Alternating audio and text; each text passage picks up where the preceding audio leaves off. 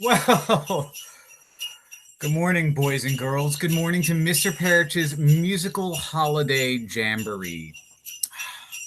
I have my I have my cup of hot chocolate here. Let me take a sip.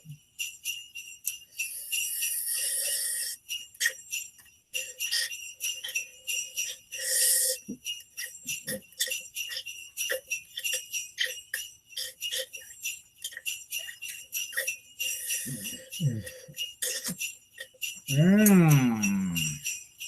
Oh, refreshing. Boy, I love it. It's empty. Before I begin, though, I just want to say happy holidays to all of you, my very good friends. Uh, I'm going to tell you a little bit about the holidays and what the holidays mean for me. But instead of telling you through words, why don't I tell you in song? You know, Dasher and Dancer, and Prancer and Vixen, Comet and Cupid, and Donner and Blitzen.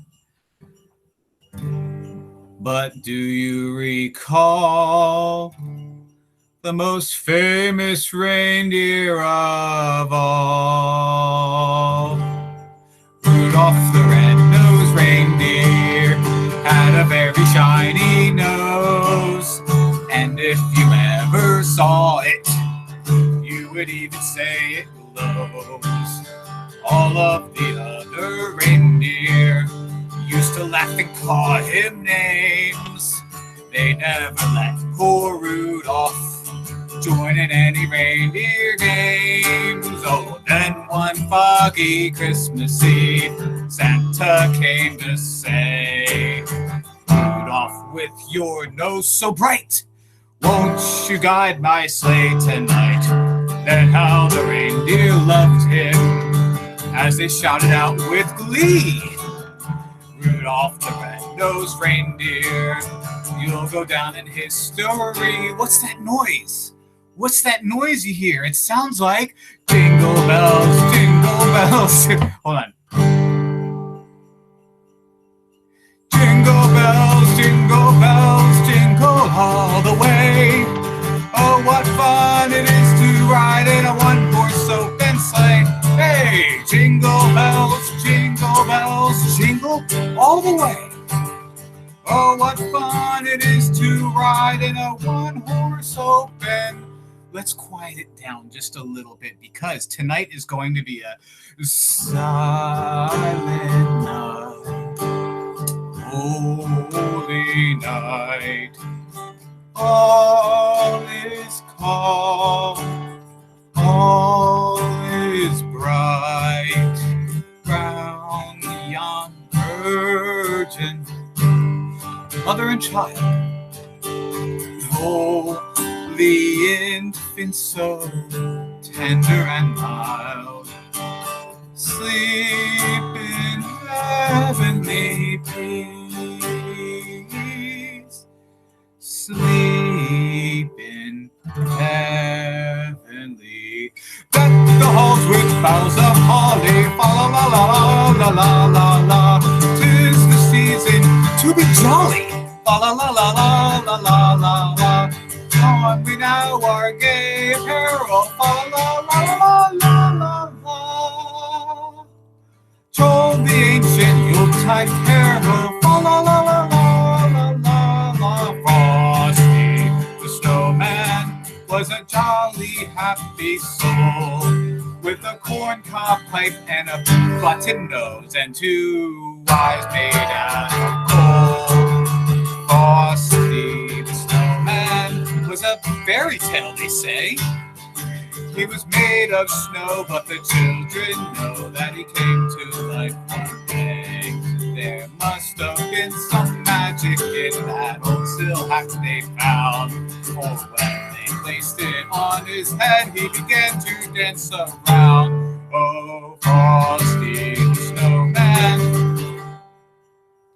knew the sun was hot that day, but he said, I forget the rest, so let's just bring it back to Rudolph the red-nosed reindeer had a very shiny nose, and if you ever saw him, you would even say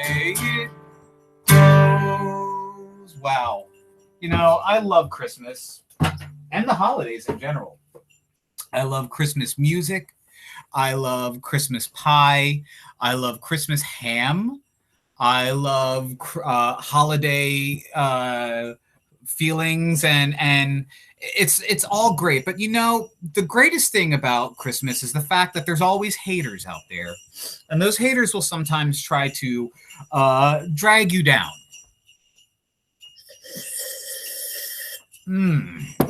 Which reminds me of a story. In fact, my favorite Christmas story, which I will read to you right now. This is called How the Grinch Stole Christmas. And it's about a rascally green furry creature who just hates everything. But rather than me tell you my story and my version, why don't we let the great Dr. Seuss do it through me reading? Every Who down in Whoville liked Christmas a lot. But the Grinch, who lived just north of Whoville, did not. Oh, somebody left. The Grinch hated Christmas. The whole Christmas season. Now, please don't ask why. No one quite knows the reason. It could be that his head wasn't screwed on just right. It could be perhaps his shoes were too tight. But I think that the most likely reason of all may have been his heart was 2 sizes too small. That's the Grinch. And look at his red eyes. Ooh, he just hates Christmas. Oh, he just hates it. But whatever the reason, his heart or his shoes, he stood there on Christmas Eve, hating the Whos, staring down from his cave with a sour, grinchy frown at the warm, lighted windows below in their town, for he knew every Who down in Whoville beneath was busy now hanging a mistletoe wreath. Ooh, mistletoe. And they're hanging their stockings. He started with a sneer. Tomorrow is Christmas. It's practically here. Then he growled with his Grinch fingers nervously drumming, I must find some way to stop Christmas from coming. For tomorrow, he knew, all the Who girls and boys would wake bright and early. They'd rush to their toys, and then, oh, the noise. If that's one thing he hated, was the noise.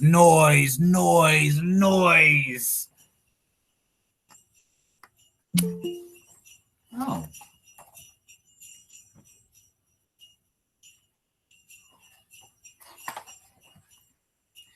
Then the Whos, young and old, would sit down to a feast, and they'd feast, and they'd feast, and they'd feast.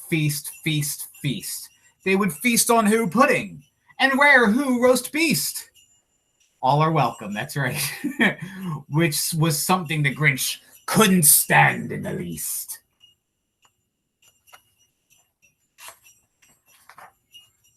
And then they'd do something he liked least of all. Every Who down in Whoville, the tall and the small, would stand close together with Christmas bells ringing. They'd stand hand in hand, and the Whos would start singing. They'd sing, and they'd sing, and they'd sing. And the more the Grinch thought of this Who Christmas thing, the more the Grinch thought, I must stop this whole thing. Why, for 53 years I've put up with it now. I must stop this Christmas from coming. But how?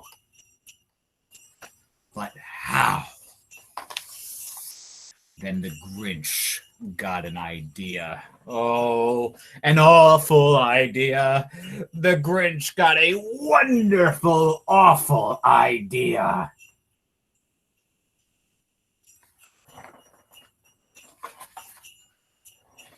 I know just what to do, the Grinch laughed in his throat, and he made a quick Santa Claus hat with a coat, and he chuckled and chuckled. What a great Grinchy trick. With this coat and this hat, I look just like Saint Nick. That's my name. All I need is a reindeer. The Grinch looked around, but since reindeer are scarce, there was none to be found. But did that stop the old Grinch? Oh no, the Grinch simply said, if I can't find a reindeer, I'll make one instead. So he called his dog Max, and he took some red thread, and he tied a big horn atop of his head. Oh, poor Max. Certainly he doesn't deserve all that. Some might argue that that's abuse. And I would agree. Well, if it was a cat. Then he loaded some bags and some empty sacks on a ramshackle sleigh, and he hitched up old Max. Then the Grinch said, "Giddy up!" And the sleigh started down towards the homes where the Whos lay a snooze in their town. All their windows were dark, quiet snow filled the air, and the Whos were all dreaming sweet dreams without care. When he came to the first little house on the square, "This is stop number 1, the old Grinchy Claus hissed, and he climbed to the roof, empty bags on his fists.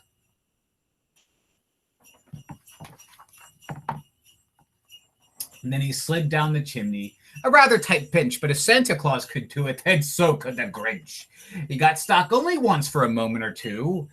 Then he stuck his head out of the fireplace flue where the little Who stockings all hung in a row. "These stockings," he grinned, "are the first things to go." Ooh, that mean old Grinch, boy, oh boy.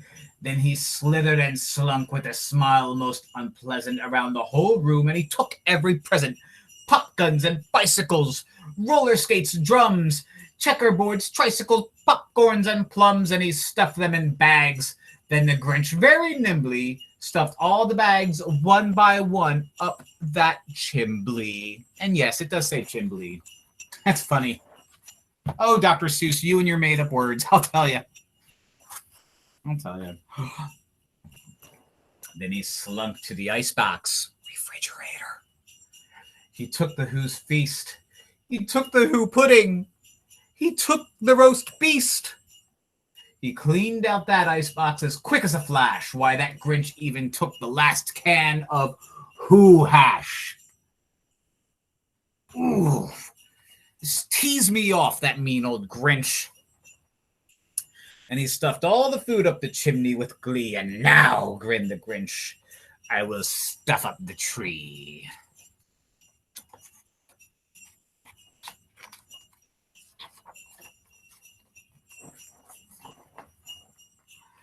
And the Grinch grabbed the tree and he started to shove. When he heard a small sound like the coo of a dove, he turned around fast and he saw a small Who, little Cindy Lou Who. He was no more than 2.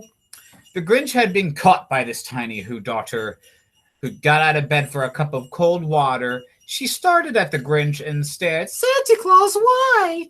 Why are you taking our Christmas tree? Why?" I've seen this movie like 1,000 times. But the book is better. It's literally the same thing. But you know, that old Grinch was so smart and so slick, he thought up a lie, and he thought it up quick. Why, my sweet little tot," the fake Santa Claus lied. "There's a light on this tree that won't light on one side, so I'm taking it home to my workshop, my dear. I'll take it up there, then I'll bring it back here." And his fib fooled the child. Then he patted her head, and he got her a drink and sent her to bed. And when Cindy Lou Who went to bed with her cup, he went to the chimney and stuffed the tree up. Ooh, confound that Grinch! Curse him! Then the last thing he took was the log for their fire. Then he went up the chimney, himself, the old liar. On their walls he left nothing but hooks and some wire. And the one speck of food that he left in the house was a crumb that was too small for even a little old mouse. Then he did the same thing with the other Who houses, leaving crumbs much too small for the other Who mouses. It was 15:15 dawn, all the Who's still abed, all the Who's still a snooze, when he packed up his sled, packed it up with their presents, the ribbons, the wrappings, the tags, and the tinsel, the trimmings, and the trappings. I don't recognize that name, so you are not welcome. 3,000 feet up. I know I said all are welcome, but when it's a name that has no vowels in it, I'm not going to welcome them. 3,000 feet up the side of Mount Crumpet, he rode with his load to the tip-top to dump it. Pooh-pooh to the whoos. He was grinchishly humming. They're finding out now that Christmas isn't coming. They're just waking up. I know just what they'll do. Their mouths will hang open for a moment or two, and then the whoos down in Whoville will cry, boo-hoo-hoo.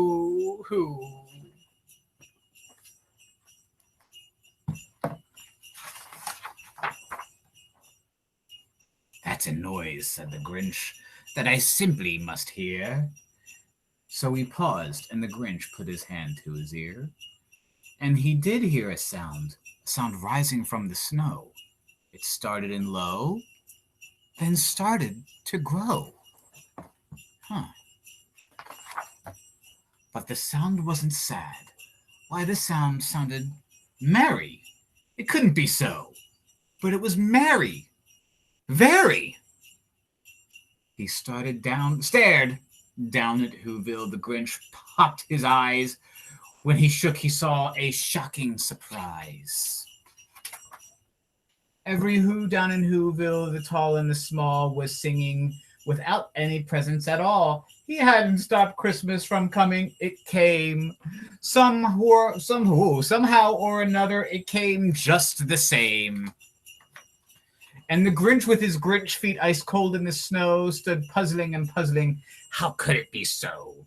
It came without ribbons, boxes, or bags. Oh, it came without rags. It came without packages, boxes, or bags. And he puzzled 3 hours till his puzzler was sore. And the Grinch thought of something he hadn't before. Maybe Christmas, he said, doesn't come from a store. Maybe Christmas, perhaps, means a little bit more.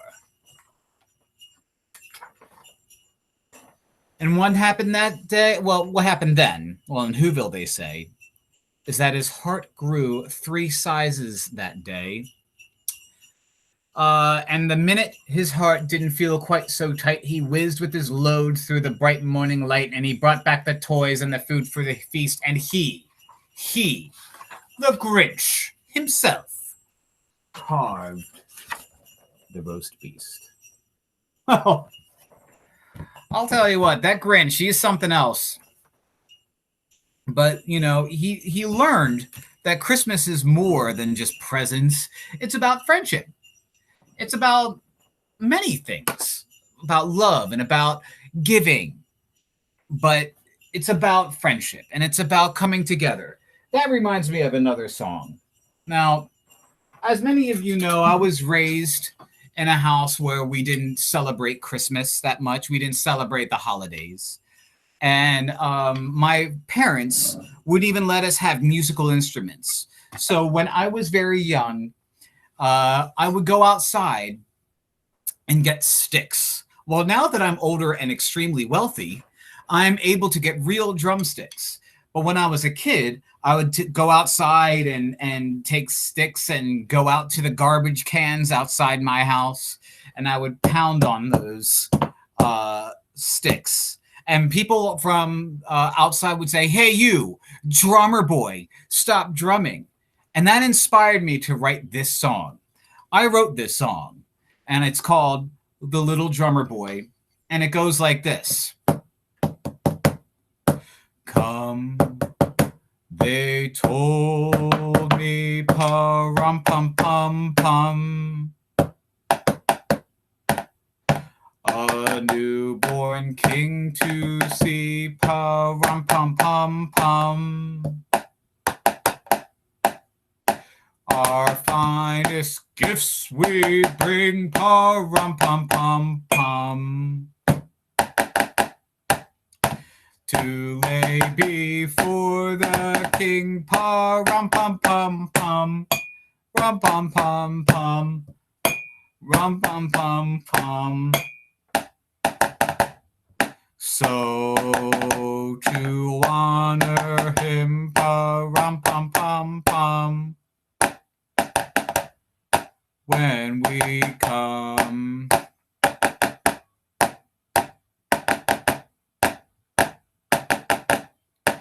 Little baby, pa-rum-pum-pum-pum. I am a poor boy too, pa-rum-pum-pum-pum. I have no gift to bring, pa-rum-pum-pum-pum. That's fit to give a king, pa-rum-pum-pum-pum. Rum-pum-pum-pum, rum-pum-pum-pum. Shall I play for him, pa-rum-pum-pum-pum? On my drum.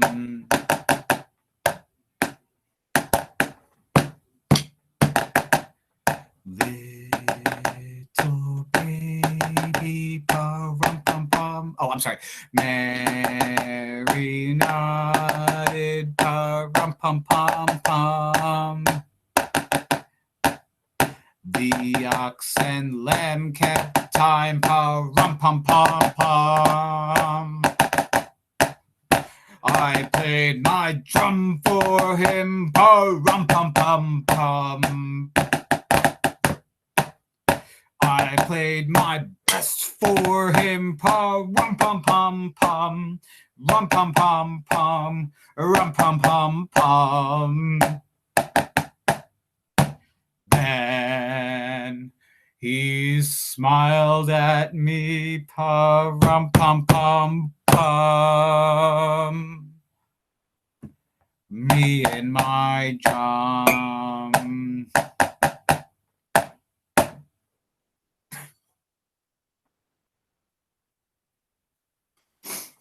Just thinking about my childhood just gets me so sad. Oh, no. Well, let's move on to something different. I received a letter. So I'm going to read a letter for everybody. Sent to me. I don't know who sent it. Dear Mr. Perich, you never talk about yourself. Please tell us what the holidays were like for you growing up. Thanks. Well, you know, as many of you know, growing up living where my parents would cast me outside anytime I wanted to think about music and Christmas, they would send me outside. But fun fact, that never deterred my parents from teaching me the true meaning of Christmas and who Christmas is really about. Of course, we all know Christmas. There's so many things that can, you know, come down and celebrate for us. But my parents always regaled the story of a specific man who was all about making sure that the children were well behaved. And that man was called Belshnikov. Now, Belshnikov, as I'm sure many of you know, is a Christmas legend, specifically for people like me who was raised Mennonite. But, you know, just so those of you who don't know, Belshnikov is a masked gift giver who lives in a cave, and he watches children from afar and, you know, dresses up in fur clothing, wears a mask, attaches bells to his costume, Belshnikov, and, you know, he carries a bag of gifts. But also in another hand, he carries a whip, and it's for bad children. And, you know, children feared this masked figure, though he was viewed as a hero in the eyes of many good children, because if you were good, he would throw gifts on the ground for you. If you were not good, he would beat you with a switch. So let me tell you the story of that my parents would tell me every Christmas Eve, actually every day in December, so that I would know to behave. It's called Christmas Time in the Land of Belshnikov. Now, there is a land of wilderness glades and craggy cliffs, of hidden coves and ancient forests, home of the Belshnikov, Among this dark forest, under the roots of a great oak tree, there is a limestone cavern that is completely hidden from view. Okay, this is where Belshnickel would live. In this dank cavern, Belshnickel makes his home. He is hairy and covered in animal pelts, with moss in his hair and lichens on his skin. He lives in the cave with his loyal servant, Rupert. So that's Belshnickel. There's Rupert. Rupert is donned in the same manner as Belshnickel, only he is dirtier, blackened from the soot of many fires and smudged with the grease of many meals. Every year, when it gets to be about this time of year, when leaves have been shed, the winter wind starts to howl, and the forest creatures prepare for winter in their own way. Belshnickel and Rupert starts plotting mischief and mayhem of wreaking havoc on the intruders who live in their valley. Oh, they regale in events of seasons past when they would scare cattle and carried away children and spread fear throughout the countryside. As you can see from this picture, Belshnickel is seen here grabbing a child and is ready to beat him because this child would probably try to sneak into his cave. This is what my parents told me growing up, to make sure I was well behaved. Belshnickel had also been known to feed wild onions to dairy cows, so their milk would taste of onions and would be unfit for use by the intruders. Most of all, though, Belshnickel and Rupert awaited Christmas Eve when everyone indoors was reveling in the merriment of the season. So Belshnickel and Rupert, they hated Christmas, very much like the Grinch, who we talked about. But, more dirt and more beating and kidnapping children. Late in the night, he and Rupert would go. Oh, I'm sorry, I missed a huge chunk here. That is when Belshnickel becomes most embittered for being disturbed.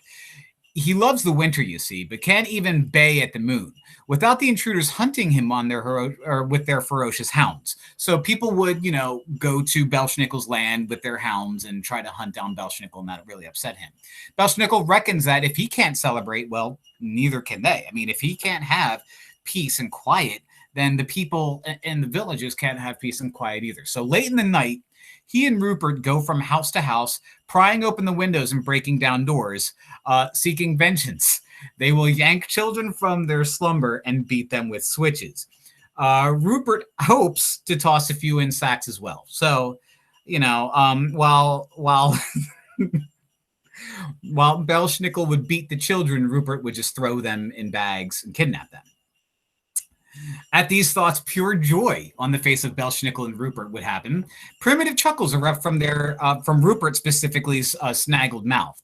They are both anxious for night to fall and begin their havoc on the city. So, I was always told growing up that there was a man who was always watching if you were naughty or nice. That man, of course, was Belshnickel. And if you were naughty, or as he would say, impish, he would beat you, or maybe, Rupert would kidnap you in a bag. Very, very challenging childhood I had. But you know what? It led me to make all the good choices that I have made today. And so usually, as I got older, I realized that there was more to Christmas, the holidays. I realized that Belshnickel isn't real. It was just a fairy tale that my parents would teach me to keep me well behaved and stop from setting the couch on fire, stuff like that. So Belshnickel, love him or hate him, it's fake news. What's not fake is my Christmas joy. And my favorite Christmas song is the 12 Days of Christmas. Now, some of you may have noticed that I sliced my finger on a can of cat food the other day. And so it's very difficult to play guitar, but you know what? I'm going to power through. Because 'tis the season to be jolly and happy holidays, and I'm going to just power through. Let me get a sip of my liquid courage before I do. It's my hot chocolate.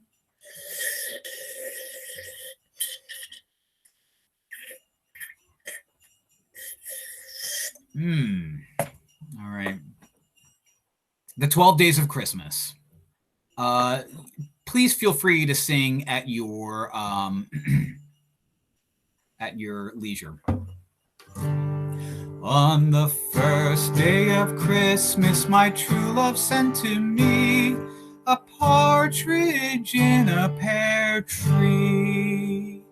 On the second day of Christmas, my true love sent to me 2 turtle doves and a partridge in a pear tree.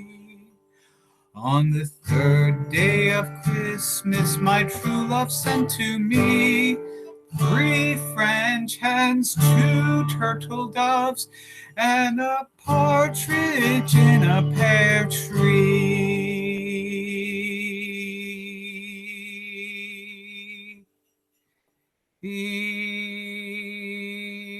I'm sorry, I'm looking at guitar chords on a website. Where am I? Oh no, I just changed the font larger. How do I make the scroll faster? Auto scroll, start, stop. Oh, change speed. Nope, I accidentally stopped it. Oh, I have to hit the plus button. There we go. On the 4th day of Christmas, my true love gave to me 4 collie birds, 3 French hens, 2 turtle doves, and a partridge in a pear tree. On the 5th day of Christmas, my true love gave to me 5 golden rings, 4 collie birds, 3 French hens, 2 turtle doves, and a partridge in a pear tree. What comes after 5? 6, of course. On the 6th day of Christmas, my true love gave to me 6 geese a-laying, 5 golden rings, 4 collie birds, 3 French hens, 2 turtle doves, and a partridge in a pear tree. On the 7th day of Christmas, my true love gave to me 7 swans a-swimming, 6 geese a-laying, 5 golden rings, 4 collie birds, 3 French hens, 2 turtle doves, and a partridge in a pear tree. On the 8th day of Christmas, my true love gave to me 8 maids a-milking, 7 swans a-swimming, 6 geese a-laying, 5 golden rings, 4 collie birds, 3 French hens, 2 turtle doves, and a partridge in a pear tree. On the 9th day of Christmas, my true love gave to me, ouch, 9 ladies dancing, 8 maids a-milking, 7 swans a-swimming, 6 geese a-laying, 5 golden rings, 4 collie birds, 3 French hens, 2 turtle doves, and a partridge in a pear tree. On the 10th day of Christmas, my true love gave to me 10 lords a-leaping, 9 ladies dancing, 8 maids a-milking, 7 swans a-swimming, 6 geese a-laying, 5 golden rings, 4 collie birds, 3 French hens, 2 turtle doves, and a partridge in a pear tree. Adjusting my hat, keeps slipping off. On the 11th day of Christmas, my true love sent to me 11 pipers piping, 10 lords a-leaping, 9 ladies dancing, 8 maids a-milking, 7 swans a-swimming, 6 geese a-laying,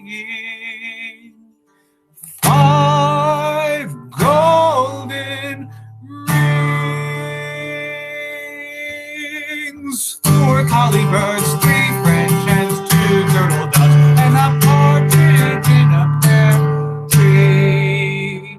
I just now noticed that I have a city being destroyed as the backdrop. Is that what I want? All right.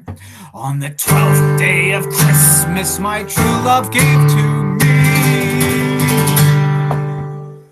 12 drummers drumming, 11 pipers piping, 10 lords a leaping, 9 ladies dancing, 8 maids a milking, 7 swans a swimming, 6 geese a laying, 5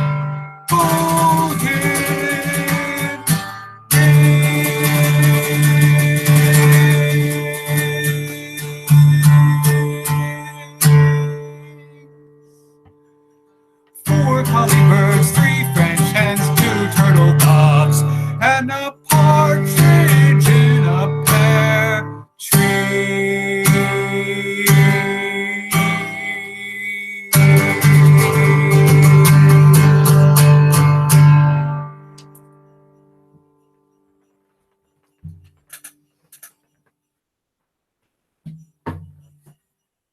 As Wikipedia got popular, I learned that there's more to Christmas than Belshnikov, than stories about the Grinch, than me drumming on garbage cans with sticks. And I learned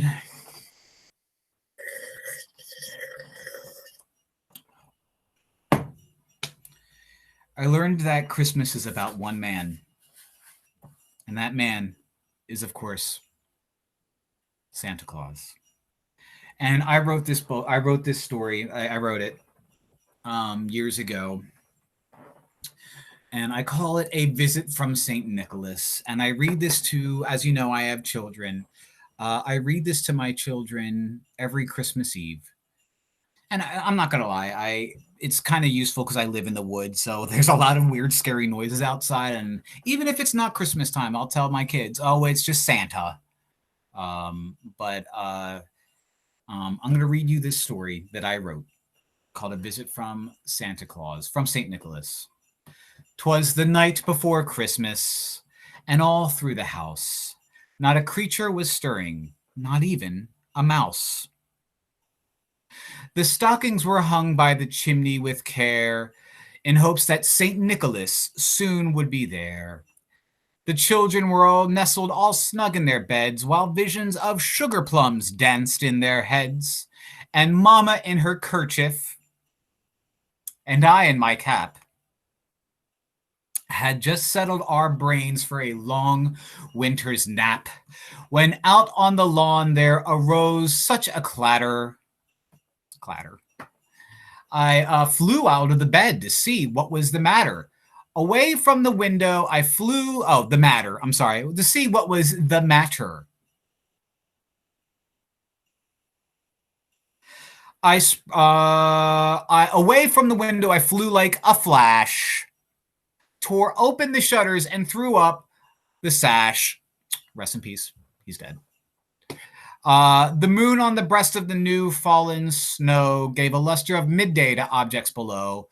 But what to my wandering eye should appear,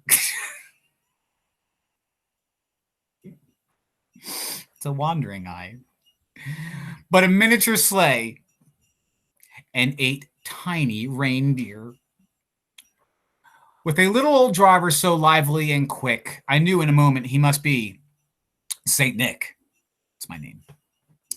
More rapid than eagles, his coursers they came, and he whistled and shouted and called them by name. Now Dasher, now Dancer, now Prancer, now Vixen, on Comet, on Cupid, on Donner and Blitzen, to the top of the porch, to the top of the wall. Now dash away, dash away, dash away all.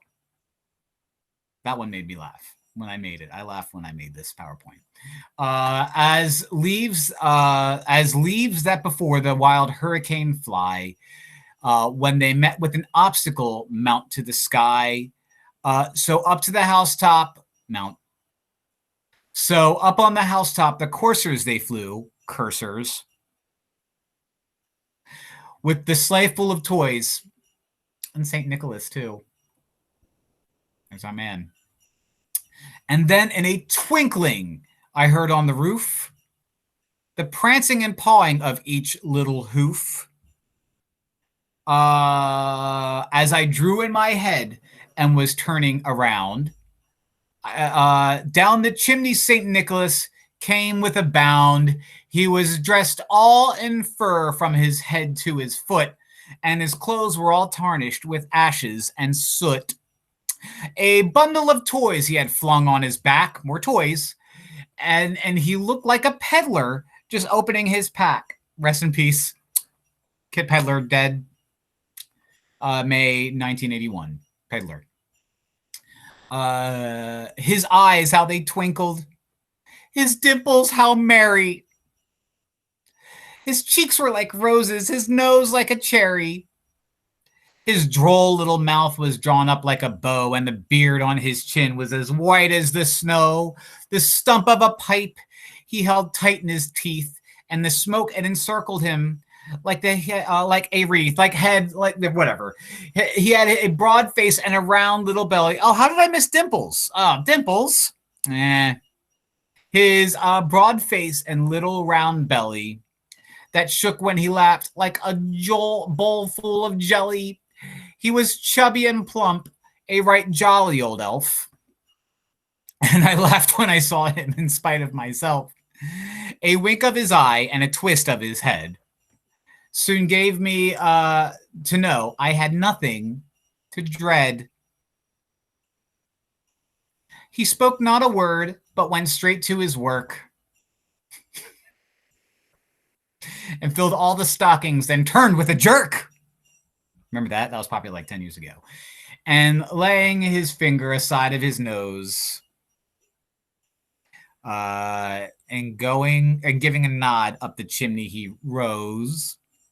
He sprang to his sleigh and gave his team a whistle, and away they all flew like the dawn of a thistle. But I heard him explain, ere he drove off in sight, Merry Christmas to all, and to all a good night. Well, boys and girls, it saddens me to tell you that this is the end of Mr. Perich's fantastic Christmas Jamboree. I'd like to leave you with a song. I'd like to leave you with the song. And it's my favorite Christmas song, other than the ones that I played before. But it reminds me of Christmas very, very, very much. It brings tears to my eyes. And to me, it's the most Christmassy song that I think I can think of. So here it goes. Did I do Silent Night yet? I did do Silent. Joy to the world, Belshnikov has come. Let earth receive Belshnikov.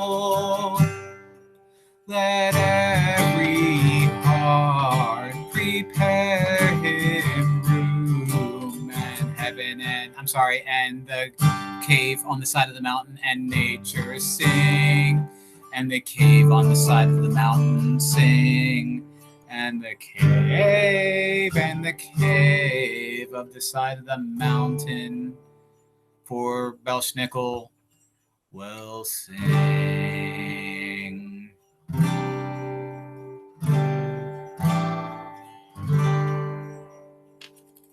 Merry Christmas, happy holidays, wear a mask, stay blessed. I bid you adieu. Goodbye.